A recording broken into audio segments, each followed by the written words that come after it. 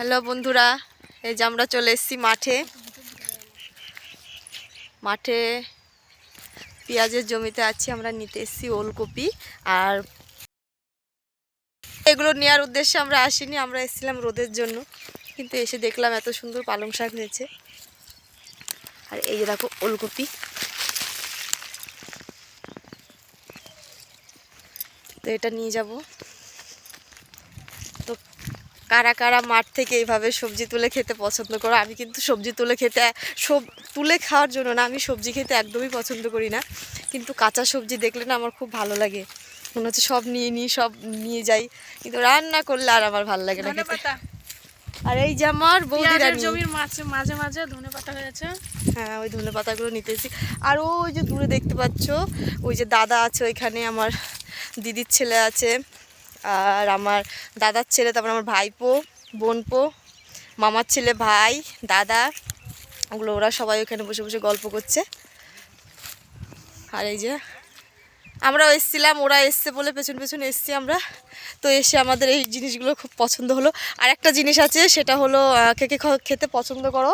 কি জানো বৌদি ওটা? ওই না না, ওটা না, ওই লাফার শাক।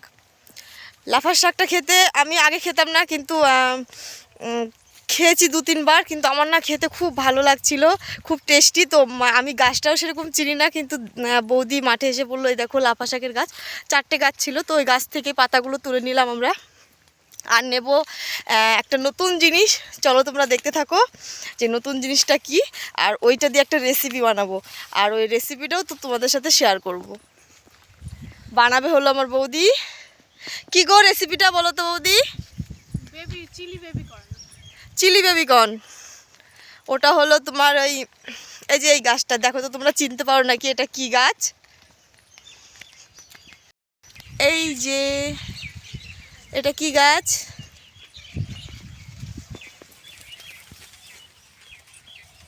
এই যে ধরে আছে, এগুলো হলো ভুট্টা, একদম কচি ভুট্টা। তো এই ভুট্টাটা দিয়েই করতে হয় ওই রেসিপিটা। এই যে ধরে আছে, এখান থেকেই নেব। নেই মাদা আসে থাকতে কি এসে, চলো ছিড়ো তো, এদিকে আসো।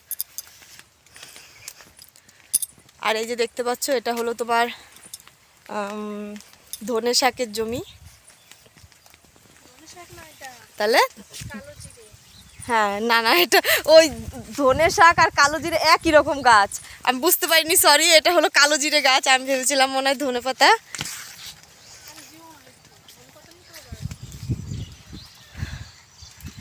তো চলো, তোমাদের যদি আমাদের ভিডিওটা ভালো লেগে থাকে প্লিজ তোমরা লাইক, কমেন্ট, শেয়ার করে দিও, আর আমার পাশে থেকো। তো আজকের মতো এই পর্যন্ত, টাটা।